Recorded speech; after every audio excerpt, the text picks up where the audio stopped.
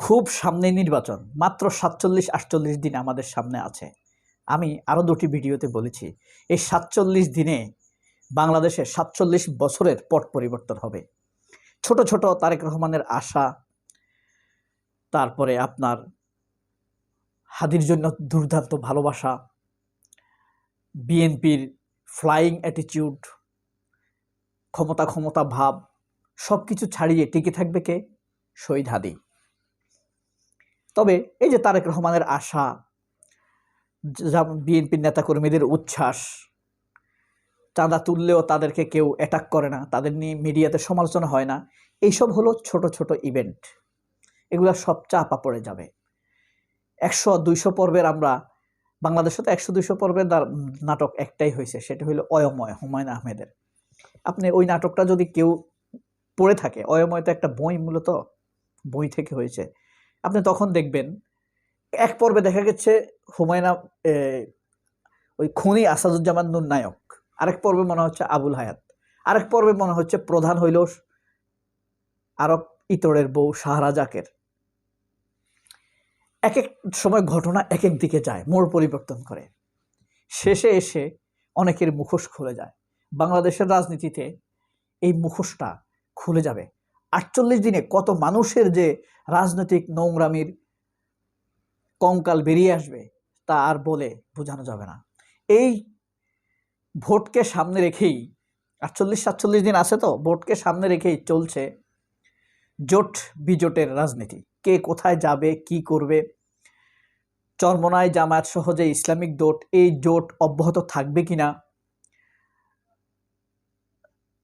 NCP কি বিএনপির সাথে যাবে নাকি জামায়াতের সাথে যাবে, ঝুলিয়ে রাখা।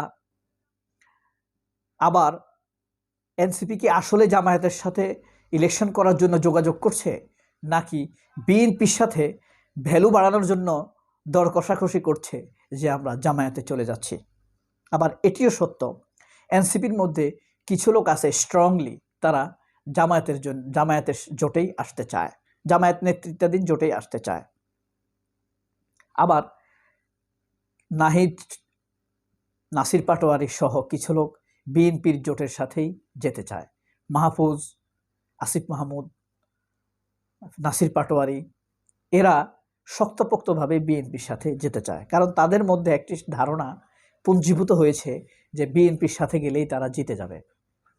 বিএনপির ভোটাররা এদেরকে ভোট দিবে না, এটা হলো 1 নাম্বার পয়েন্ট। দ্বিতীয়ত হলো আওয়ামী লীগ এদেরকে ভোট দিবে না। যেই আসনগুলোতে এনসিপি যদি বিএনপির জোটে যায়, বিএনপির নেতৃত্বাধীন জোটে যায়, তাহলে সেই আসনগুলোতে একচেটিয়া জামায়াত জিতে যাবে। আপনি ক্যালেন্ডার মার্কিং করতে পারেন।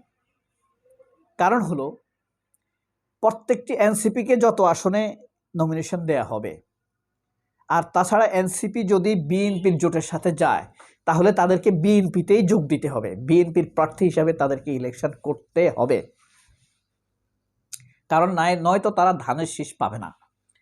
এখন জোট বিজোট, বিজোট কেন বললাম, দেখেন গতকাল বর্নিল অলি আহমেদ, কর্নেল অলি বর্নিল অলি, মানে একটা এরশাদের ভাষ্য, সে সকালে লম্বা সংবাদ সম্মেলন করে, আমি পুরোটা শুনছি তার ধৈর্য ধরে, নানান অভিযোগ করছে বিএনপির বিরুদ্ধে, তাদেরকে পাত্তা দেয় না এসে। তারপর এই এত সময় নিয়ে 18 সাল থেকে তারা চিন্তা করছে, করার পর তারা সিদ্ধান্ত নিয়েছে যে তারা বিএনপির জোটে যাবে না।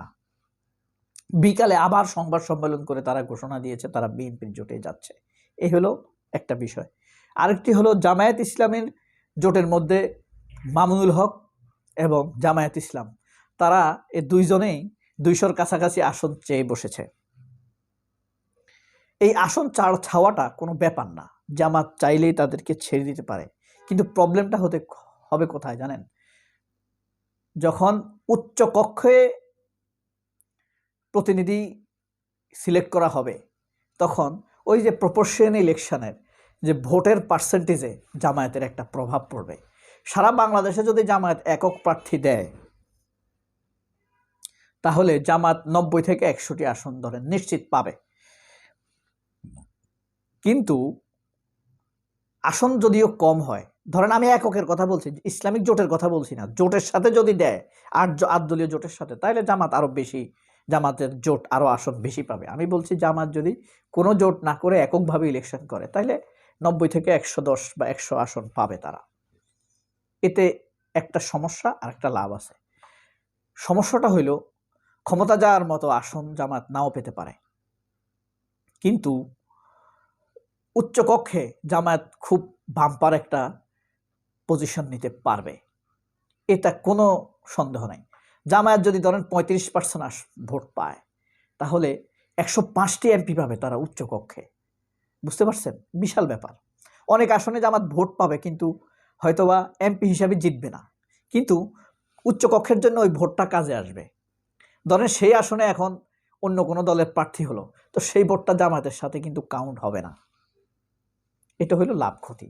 আবার একক তারা যদি জোটগতভাবে করে, তাহলে আসন তারা আরো নিশ্চিতভাবে বেশি পাবে, খুব ক্ষমতার কাছাকাছি তারা চলে যাবে স্মুথলি। কিন্তু প্রপোর্শনাল বিভাজনের ক্ষেত্রে, পার্সেন্টেজের ক্ষেত্রে উচ্চকক্ষে, এমনি সংসদ নির্বাচনে এমপি যে যা পায় তা তো পাবেই, উচ্চকক্ষে প্রতিনিধির ক্ষেত্রে জামায়াত কিছুটা বঞ্চিত হবে, সেই কথাটা বলছি। তো জোট বিজোট, আওয়ামী লীগের সময়ে আওয়ামী লীগের জোটকে আমরা বলতাম লুটের জোট, লুটপাট করার জোট, ফ্যাসিবাদের জোট। জামায়াতের জোটকে বলছে মানে ইসলামিক মনা জোট, আর বিএনপি জোটকে বলছে কি বলবেন আপনারা, এই নাম আপনাদেরকে দিতে হবে। বিএনপির নেতৃত্বাধীন যে জোট আছে, আরামপ্রিয় জোট বলতে পারেন আপনি। পৃথিবীতে অনেক মানুষই স্বদেশ প্রত্যাবর্তন করেছেন, মুসলিম বলেন, অমুসলিম বলেন, মুসলিম দেশ, অমুসলিম দেশ, হ্যাঁ, কিন্তু সবাই নিজের সক্ষমতার উপরে ভরসা করেই স্বদেশ প্রত্যাবর্তন করেছেন। কিন্তু এই তারেক রহমানের ফেরাটাকে আপনারা সন্দেহ বা খারাপভাবে দেখবেন না, এটা হলো আমার অ্যাজাম্পশন। তারেক রহমান এসেছেন অনেক কিছু ম্যানেজ করে, 5 স্টার পাওয়ার ম্যানেজ করে, প্রতিবেশীকে ম্যানেজ করা, আমলাদেরকে ম্যানেজ করা, বাংলাদেশের ডিপ স্টেটকে ম্যানেজ করা, মিডিয়াকে ম্যানেজ করা, কিন্তু পপুলারিটি অ্যান্ড রেসপন্সিবিলিটি, কিভাবে পলিটিক্স, 3P কিভাবে ম্যানেজ করবে, পপুলারিটি অ্যান্ড পলিটিক্স, মানুষের যে জনপ্রিয়তার চাপ, বিএনপি কিন্তু আস্থা অনাস্থার সন্ধিক্ষণে দাঁড়িয়ে আছে। রাজনীতিতে শেষ বলে কিছু না, একটা কথা আছে না, এই কথাতে আমি ভরসা করি না। এই কথা রাজনীতির ভাষা হতে পারে না, এটা হলো একটা নীতিহীন কথা। কিন্তু মানুষের বিশ্বাস যখন একবার সরে যায়, তখন সেই বিশ্বাস অর্জন করা একটি রাজনৈতিক দলের জন্য বড়ই ভয়াবহ। এত অত্যাচার নির্যাতনের পরেও মিশরের ইখওয়ানুল মুসলিমিনের উপরে বা ব্রাদারহুডের উপরে মানুষের এই আস্থা কেন? নির্যাতনের পরেও তারা নিজেদের সিদ্ধান্তে অটল ছিল, ক্ষমতায় এসে থাকতে পারেনি, তারপরও তারা অটল ছিল। কিন্তু দেখেন, শেখ হাসিনা এই বিশ্বাস রাখতে পেরেছে?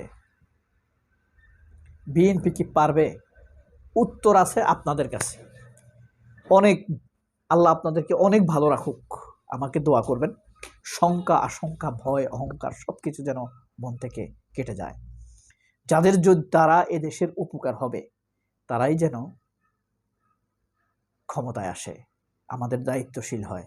আমাদের অত্যাচার হবে, ক্ষতি হবে, বিরক্তি হবে, দেশের মানুষের অনুপ্রেরণা, আশা প্রত্যাশা নষ্ট হবে, এমন কেউ যেন ক্ষমতায় না আসে। আল্লাহ হাফেজ, আসসালামু আলাইকুম।